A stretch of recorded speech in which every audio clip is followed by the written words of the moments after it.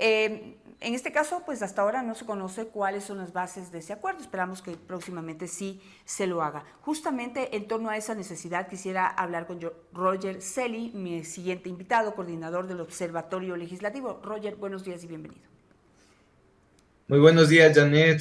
Un saludo también a la distinguida audiencia de Visionarias. Para mí es un gusto estar acá. Muchas gracias. Bueno, se van ya conociendo los acuerdos, pero no sé si transparentando los mismos. ¿Cómo los está observando, valga la redundancia, el Observatorio Legislativo? Bueno, hay varios problemas en materia de transparencia a la hora de sentarse a conversar en materia política y a la hora de alguna manera, poner en la luz pública las bases de estos acuerdos. Yo creo que en primer lugar hay un problema de transparencia en materia de en dónde están militando los asambleístas. Las organizaciones políticas en el transcurso de este mes, cada vez que se firma un comunicado, van restando legisladores, como es el caso de Construye. Y de ninguna manera esto abona para que haya confianza de la ciudadanía al respecto de en dónde están ubicados los legisladores. Suelen haber casos incluso que ciertos asambleístas dicen que ya tienen 15, que tienen 20 miembros de su bancada y salen a desmentir otros legisladores diciendo que ni siquiera han tenido un acercamiento. Luego, en materia de las alianzas, de con quién se están sentando a conversar las organizaciones políticas, tampoco hay transparencia. Es decir, estamos especulando al respecto de quién se va a juntar a determinada alianza. Y finalmente no sabemos cuáles son las bases de estos acuerdos, si son legislativos, si tienen que ver con temas, no sé, de justicia, incluso hablando que se piensa en temas de juicios políticos y demás. Y pues de ninguna manera, pues esta situación de opacidad que han propiciado los políticos que están ingresando a la Asamblea Nacional, esto no abona de ninguna manera a la credibilidad que podría tener la legislatura. Ahora, pues que no se hayan puesto los acuerdos por encima de la mesa, que no se hayan generado ruedas de prensa en las cuales voceros autorizados de las distintas organizaciones políticas o incluso de las alianzas, pues genera dudas al respecto de si es que esto se va a sostener en la primera sesión de la Asamblea Nacional. Recordemos que el propio Henry Kronfle en su momento ya fue postulado para la legislatura, para ser presidente de la legislatura, y eso a la hora de la votación no se consiguió, faltaron un par de votos. Entonces, esta opacidad que se va generando desde el inicio genera desconfianza y no sabemos si es que van a lograr mantener esta alianza en la primera sesión. Y luego, pues los ecuatorianos también conocemos que son alianzas pragmáticas que se pueden hacer como para destrabar la elección de autoridades, pero cuando ya hayan temas más complejos, como la proforma presupuestaria, por ejemplo, o cuando el presidente Noboa envíe un proyecto de ley urgente en materia económica, creo que se van a seguir modificando estas mayorías. Hoy en día se habla de una mayoría de más de 90 votos, que sería una mayoría calificada, pero cuando ya lleguen temas más complejos, temas controversiales, posiblemente esto vaya cambiando. Ahora, no sé en este proceso mmm, cómo y cuándo, no sé qué antecedente tenemos para poder decirles, oigan, así es como se debería hacer, cumpliendo esa oferta que desde el correísmo, desde ADN y pues el socialcristianismo también ha tenido este tipo de declaraciones en el sentido de que los acuerdos son absolutamente idóneos y naturales, pero deben ser transparentes. ¿Qué antecedente tenemos? Porque en qué momento nos van a contar sobre qué acuerdos están o sobre la base de qué están haciendo estos acuerdos para que luego no nos sorprendan, porque hay algunos pendientes, ¿no? No se puede olvidar que hace pocos días el mismo nuevo presidente de la República dijo que no iba a negociar una agenda de impunidad con el correísmo, pero cuando el correísmo habla no ha renunciado a su agenda, a la misma agenda que promovió durante la campaña a la presidencia de la República. Y pues los socialcristianos ya se sabe que están con la Revolución Ciudadana bastante alineados, ahora se comprueba nuevamente. Hay una buena práctica que se instaló apenas en el 2020 en el Ecuador, tras las reformas a la ley de la función legislativa, y es transparentar el acuerdo político a través de una agenda parlamentaria. La ley establece de forma muy clara que dentro de los primeros 60 días de instalación de la legislatura, el presidente de la Asamblea Nacional debe convocar a los presidentes de comisiones especializadas permanentes, a los jefes o coordinadores de bancadas y acordar una agenda parlamentaria mínima que deberá ser evaluada semestralmente.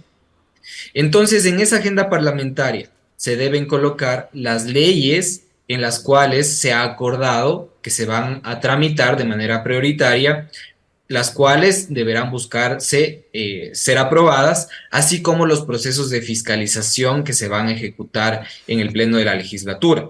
Entonces, en ese documento, que debe ser público por ley, debe constar, por ejemplo, si se va a enjuiciar a la fiscal general del Estado. Es decir, la Revolución Ciudadana deberá incluir o proponer la inclusión del juicio político a la fiscal en esa agenda. Eso idealmente queremos los ecuatorianos que ocurra, que en ese documento se incluyan todo lo que van a hacer y con eso haya seguridad jurídica en el país.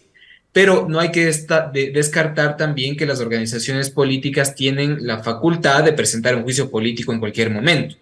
Y más la Revolución Ciudadana, que cuenta con 51 votos y lo cual supera a las firmas necesarias que se requieren para presentar un juicio político.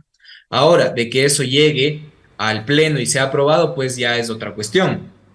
Pero más allá de eso, yo quisiera señalar lo siguiente. En primer lugar, las mayorías que se conforman en la legislatura ecuatoriana y en otras legislaturas de la región duran muy poco. Yo creo que la mayoría de la Triple Alianza, de la Revolución Ciudadana, del Partido Social Cristiano y del oficialismo podría durar al respecto de la conformación de autoridades, pero cuando ya se presente, por ejemplo, la conformación para las comisiones, esto podría variar en alguna medida, y cuando ya se presente la proforma presupuestaria, en donde se deberán topar temas tan delicados como salud, educación, como seguridad, y considerando que ya se ha señalado que el Estado ecuatoriano no tiene los recursos para financiar de manera adecuada estos sectores, creo que ahí habría pues una mayoría distinta al respecto de aprobar o improbar una proforma presupuestaria. Y luego con temas más sensibles como reformas laborales, como reformas tributarias, yo creo que las mayorías van a ir cambiando. Esto se debe, sin lugar a duda, a la forma en que elegimos legisladores,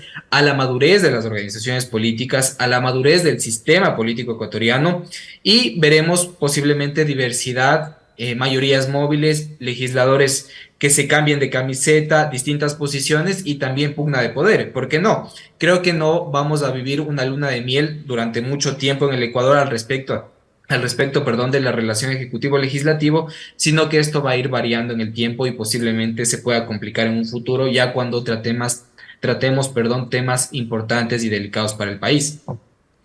Ahora, si bien tú has planteado, Roger, un proceso que podría pues, funcionar en aras de la transparencia, pero ya sería con hechos consumados. Es decir, y yo creo que en este momento es necesario saber de qué forma se están haciendo las alianzas para poder saber a qué atenernos y que no nos sorprenda que en un futuro, digamos, próximo, en esa agenda legislativa se incluyan, por ejemplo, este tipo de pedidos que hoy, o sea, digo esto, el cuestionamiento, ¿no? Hoy tanto ADN como el mismo Partido Social Cristiano han dicho que no los van a acoger, como por ejemplo el juicio político a la fiscal general del Estado por temas partidistas particulares, partidistas políticos y particulares, porque pues es un hecho que pues la fiscal puede ser enjuiciada si los argumentos así lo sostienen. Pero en este caso lo que han dicho las organizaciones políticas, ADN, presidente Daniel Noboa, más el Partido Social Cristiano, es que no se van a prestar para este tipo para incluir en las agendas este tipo de interés. Ahora, si en el camino nos salen con que sí, con que hoy dicen que no y mañana dicen que sí, a eso no se le puede llamar un acuerdo transparente. A eso se le llama la troncha y el acuerdo de oscuridad, ¿no? Si lo van a hacer así, deberían decirlo ahorita. No sé qué opinas tú. Sí, yo coincido con esa apreciación y creo que los datos nos dicen realmente que eso podría ocurrir, porque ya ha pasado. La agenda parlamentaria de Guadalupe Llori, que se denominó Minga por el Ecuador, esa agenda fue cumplida en un 40%, es decir, un 60% quedó incumplido y de ahí se metieron y se incluyeron temas de fiscalización de otras leyes que no se acordaron nunca con las bancadas y las comisiones. Luego, la agenda de Virgilio Saquicela, que se llamó Del diálogo a los hechos, esa fue cumplida en un porcentaje mayor, en un 70%, pero también se incluyeron temas coyunturales y temas de política, digamos.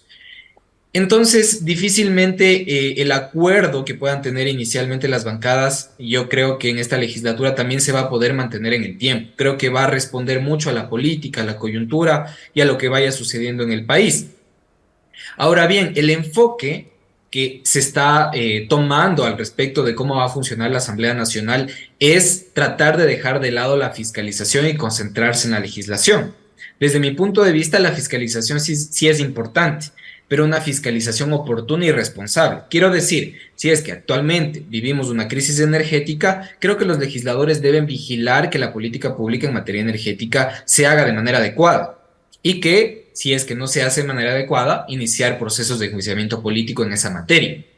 Pero si es que vamos a fiscalizar hechos del pasado que bien podrían determinarse o despacharse o procesarse en la justicia ordinaria, creo que la Asamblea Nacional no estaría operando con base en el principio de oportunidad en fiscalización, es decir, estaría trayendo a colación temas más políticos, de interés político y no de vigilancia a la política pública específica que se esté dando en un momento determinado. Ese es el principio de oportunidad en materia de fiscalización. Ahora, si nosotros revisamos ya los procesos legislativos que han venido llevándose a cabo en la Asamblea Nacional, vemos que al menos hay 5 procesos pendientes, incluido el juicio político en contra del presidente Lazo. Y yo pienso, desde mi punto de vista más personal y técnico, que los tiempos no van a dar como para enjuiciar a nuevas autoridades, sino que deberán despacharse en el orden de llegada estos procesos pendientes, como el juicio político en contra de el ministro de Inclusión Económica y Social, Esteban Bernal, el juicio político en contra de Darío Herrera, entre otros funcionarios que ya tienen procesos en marcha. Recordemos también que los juicios políticos toman su tiempo. Idealmente la ley dice que deben durar 2 meses, pero suelen durar entre 3, 4 o incluso años los juicios políticos en la Asamblea Nacional. Entonces, creo que, digamos, la Comisión de Fiscalización es una instancia clave para lograr de alguna manera estabilidad de este nuevo gobierno, lograr gobernabilidad, porque ahí se van a tomar las decisiones al respecto de cómo se va a proceder en materia de fiscalización. Y pues la insistencia a los políticos ecuatorianos, a los legisladores, es a tratar de llevar, sí, procesos de fiscalización, porque es una atribución legal de los legisladores, pero de manera responsable, oportuna y ética. Roger, por último, no sé cómo tú ves, bueno, en el calor de los acuerdos están dejando por fuera un bloque fuerte, grande, que es el de Construye. Y no sé eso qué tan estratégico puede ser. Ambas preguntas, ¿cuál debería ser el papel de Construye? Muy corto, por favor, Roger. Porque prácticamente lo están orillando a la oposición, pero ¿cuál debería ser ese papel de oposición en esta nueva corriente de rescate de la Asamblea Nacional, del trabajo de la Asamblea Nacional? Bueno, creo que Construye en primer lugar ya no es la segunda minoría, ya perdió más de 10 legisladores, ahora tiene el mismo número de legisladores que el Partido Social Cristiano, entonces quizá esa falta de votos ya haga que no tenga la relevancia que tuvo a un inicio, cuando fue una de las fuerzas políticas más importantes a la hora de determinar escaños en la legislatura. Ahora, el rol de Construye, y creo que se ha dicho entre líneas, va a ser el de la fiscalización y el control político, considerando que posiblemente Fernando Villavicencio dejó un legado en esa comisión y que este deba ser retomado por los asambleístas de Construye. Por otras razones, y creo que es una de las más importantes, porque Fernando Villavicencio dejó mucha información valiosa al respecto de los procesos de fiscalización y entendería que Construye podría trabajar con esa información para seguir fiscalizando en la línea que iba llevando Fernando Villavicencio de casos importantes y complejos.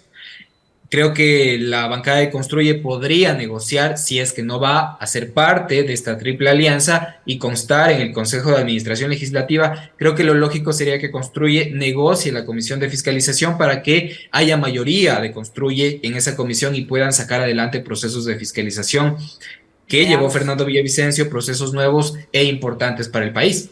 Veamos si les permiten, porque la comisión de fiscalización, evidentemente, primero es una comisión que incomoda mucho, segundo es una comisión que visibiliza mucho, lo demostró Fernando Villavicencio, así que vamos si les dejan tener ese papel. Pero gracias, Roger, por estar esta mañana con nosotros. Vamos observando lo que sucede. A las órdenes, un gusto, Janet. Hasta luego.